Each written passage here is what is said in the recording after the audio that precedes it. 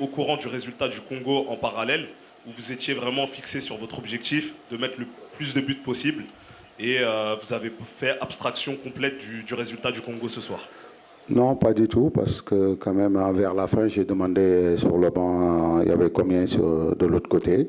C'est sûr, nous, ce qu'on voulait, c'est gagner en premier, et après voir ce qui se passe de l'autre côté. Mais quand on a vu que Congo avait mis l'accélérateur, et comme je l'ai dit sur la première question, on voulait rester ici avec la famille.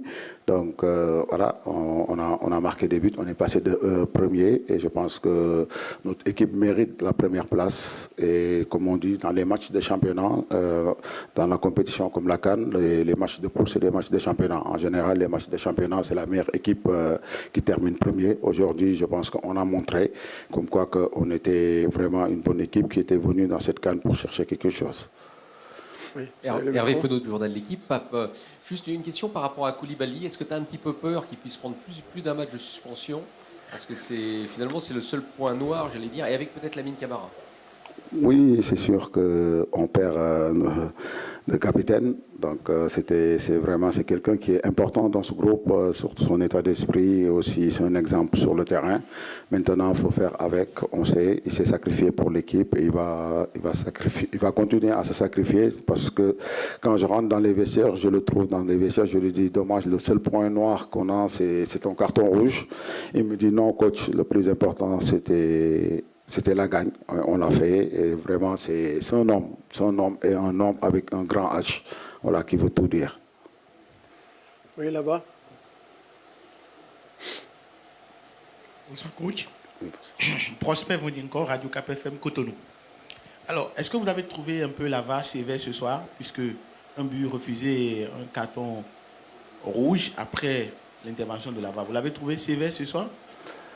Pour quelle équipe en fait? Pour le Sénégal?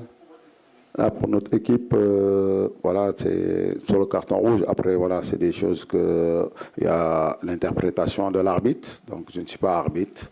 Même, voilà, quand j'ai revu les images, voilà, je me suis dit, après chacun comment il interprète les choses. Mais voilà, après, il faut respecter leurs décisions. Donc voilà, sont humains. Comme nous, en tant que coach, parfois je fais des erreurs, les joueurs pareils, et ça peut arriver. Voilà. Bonsoir. Ici. Ah, sorry, vous avez le micro déjà. Allez-y, allez-y. Bonsoir coach, c'est Ayabité Sporel. 3 matchs, 2 victoires, un match nul. Si vous avez un bilan à tirer pour cette première partie, surtout cette phase de groupe, quel est le bilan que vous tirez surtout pour le Sénégal? Je pense qu'un bilan positif, mais il ne faut pas s'enflammer parce que pourquoi positif? Déjà, on a atteint nos objectifs sur ça parce qu'on voulait terminer premier de ce groupe et aussi quand tu marques 7 buts en 3 matchs et en encaisser 1. Je pense que c'est un bilan positif, mais après, faut pas dormir dans nos lauriers parce que quand même, il y a une autre compétition qui commence. Donc, on doit vraiment corriger des choses. On va les faire le plus rapidement parce que les matchs, ils arrivent. Oui, là-bas, derrière, Didier. Là-bas. Hein? Ah, vous n'avez pas demandé la parole. C'est par ici, au milieu. Ici, au milieu, au milieu.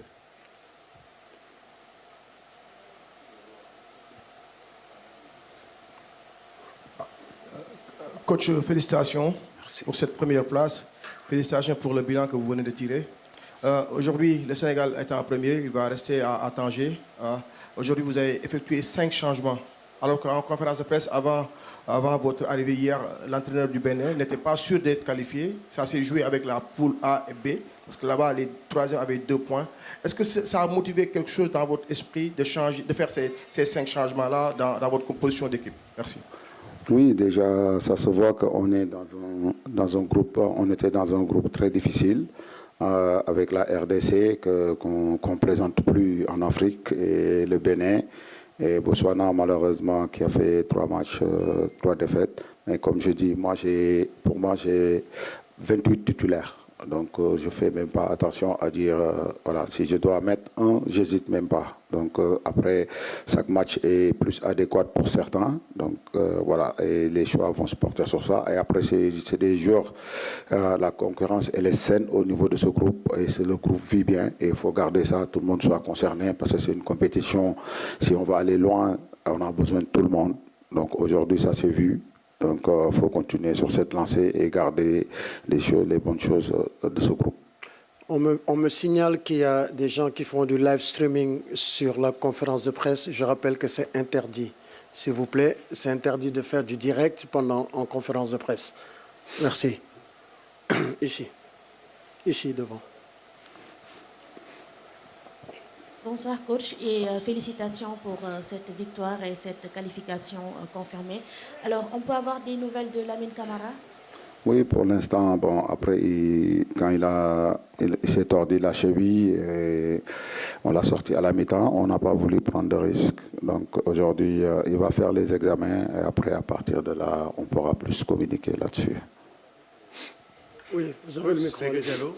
Coach, dites-moi, est-ce que vous êtes satisfait des remplaçants, pas des seconds couteaux, mais des changements que vous avez fait dans le monde? Bon, je suis satisfait de mon groupe. Donc, que ce soit remplaçant et ceux qui n'ont pas joué et ceux qui n'ont joué, je suis vraiment satisfait du groupe. Je suis content pour eux parce que quand même, ils tenaient à cœur de faire ce match et c'est un groupe qui a gagné aujourd'hui. Donc, félicitations à eux. Oui, coach. Coach, félicitations pour cette première place. Alors, fini les matchs du premier tour. Maintenant, on attaque une autre compétition. On s'en souvient, le Sénégal avait vraiment surnagé la première phase lors de la dernière édition, mais s'est fait tout de suite éliminer en 8e. Alors réellement, qu'est-ce qui va changer dans l'approche de la préparation des matchs?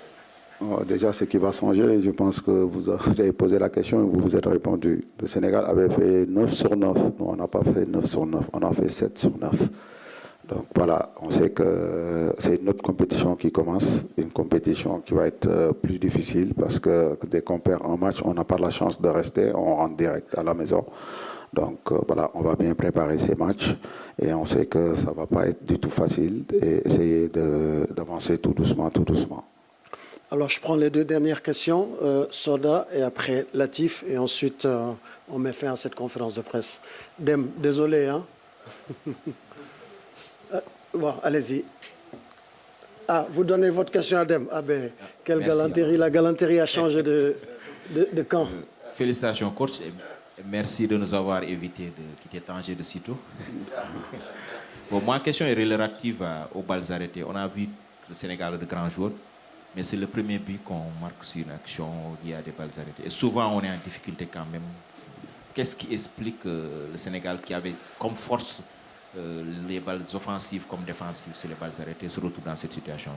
Après, la seule chose, je peux vous dire, c'est on y travaille. Donc, c'est quelque chose qu'on veut vraiment progresser. On sait que parfois, avec tous les coups de pied arrêtés qu'on a dans un match, aujourd'hui, on en a marqué. Donc, ça veut dire qu'il y a une petite progression, mais ça ne suffit pas. Surtout que les matchs éliminatoires directs, ça peut se jouer sur ces détails. Et je pense que c'est un aspect qu'on doit améliorer.